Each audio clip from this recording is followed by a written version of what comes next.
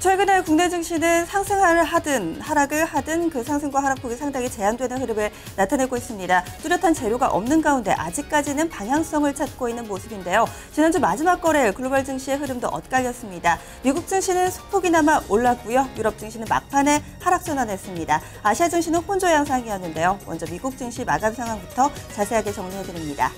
미국 증시 이날 6월의 선물 옵션 동시 만기일 쿼드러플 위칭데이였습니다. 큰 변동성이 없었고요. 수급 상황도 대체로 견조한 흐름을 나타냈습니다. 이런 가운데 앞서서 이 FOMC 쪽에서의 영향, 그러니까 통화 정책에 대한 낙관론이 계속 지속되는 흐름을 보여줬습니다. 이에 따라서 좀 소폭이나마 플러스권에서 움직임 보여주는 하루였습니다.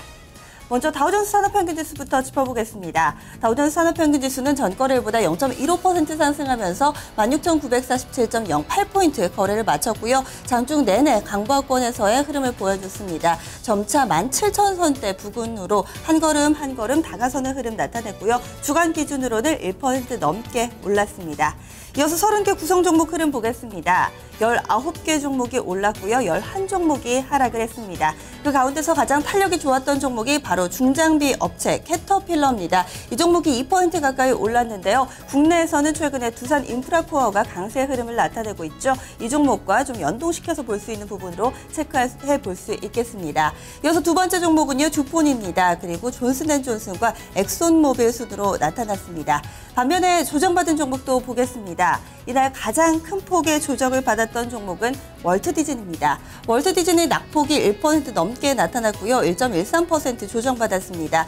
이어서 이 트래블러스, 나이키, IBM 순으로 나타났는데요. 하락폭 1% 안팎으로 보여졌습니다. 30개 종목 가운데 뉴스가 있었던 종목 한 가지 정리를 해보시죠. 바로 제너럴 일렉트릭, G입니다. G는 그동안 프랑스의 대표적인 업체 알스톰 인수를 추진해 왔었는데요. 아무래도 국가 기간 산업이니만큼 프랑스 정부의 견제를 받아왔었죠. 그런데 결국에 갖가지 노력을 하면서 이번에 인수자로 확정이 되는 흐름이 나타났습니다. 이 주요 외신들에 따르면요, 알스톰 이사회가 G가 제시한 수정 입찰가 165억 달러의 회사의 에너지 사업 부문을 인수하는 수정안을 승인했다라고 밝혔는데요. 이제 남은 과정은 단 한 가지만 남아 있습니다. 주주와 직원 대표자들의 승인을 거치면 이번 인수는 확정될 것으로 보입니다. 주가 흐름 보겠습니다. 강보합권이었고요. 이날 주가에 미치는 영향은 약간은 좀 제한적이었다라고 볼 수 있겠습니다. 26.97달러 거래를 마쳤고요. 장 초반에 플러스권 다시 하락으로 전환이 됐다가 오후장에 다시 플러스권으로 자리를 잡으면서 거래 마쳤습니다. 이어서 S&P 500 지수도 보겠습니다. S&P 500 다시금 사상 최고치를 경신하는 흐름 보여줬는데요. 0.17% 상승했습니다. 1962.87포인트 거래 마쳤고요. 장중 내내 플러스권 다우존스 산업평균지수와 비슷한 양상을 나타냈습니다. 이어서 나스닥도 보겠습니다. 나스닥 지수 0.2% 올랐습니다. 4,368.04포인트고요. 거의 장중 고점 부근에서 종가를 형성하는 모습이었습니다. 이렇게 되면서 3대 지수 모두가 주간 기준으로는 1% 넘는 강세를 보여줬던 한 주였고요. 이어서 특징적인 종목 보겠습니다. S&P를 구성하고 있는 500개 종목 가운데 가장 탄력이 좋았던 업체는 바로 카맥스입니다. 카맥스는 중고차 매매 업체라고 할 수 있는데요. 이 종목 실적이 좋았습니다. 1분기 순이익이 16% 상승을 하면서 예상치를 상회했는데요. 이런 영향이 그대로 반영됐죠. 주가 급등했습니다. 16.5% 상승하면서 52.75달러에 거래를 마쳤고요. 장중한 때는 53달러를 넘어서기도 하면서 52주 신고가를 경신했습니다. 이어서 실적에 따라서 발목이 잡힌 종목들도 있었습니다. 먼저 첫 번째로는 다든 레스토랑을 꼽을 수 있는데요. 이 음식료 전문 업체입니다. 이 높아진 원가 부담 그리고 영업 비용으로 인해서 순이익이 35%나 줄어들었는데요. 이 영향으로 인해서 주가도 크게 밀렸습니다. 4% 가까이 하락을 했고요. 좀처럼 실적이 나아지지 않기 때문에 최근에 꾸준히 우하향하는 곡선을 그리고 있습니다. 마지막으로 한 가지 더 체크해보자면 오라클이 있는데요. 바로 이전 거래일 제가 금요일 토마토 모닝쇼에서 시간의 거래 흐름을 짚어드렸던 오라클입니다.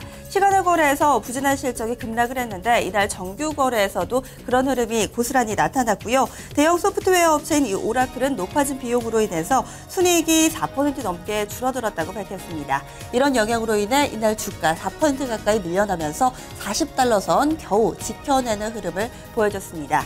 이어서 유럽 증시로 넘어가겠습니다.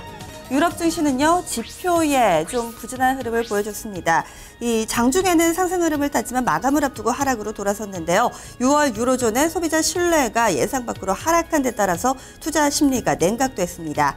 영국 증시는 그래도 소폭 플러스권에서 거래를 마쳤는데요. 0.25% 상승을 했고요. 독일 증시는 하루 만에 만선을 다시금 내줬습니다. 0.17% 조정받은 9,987.24포인트 거래 마쳤고 프랑스 증시 0.48% 밀려났습니다.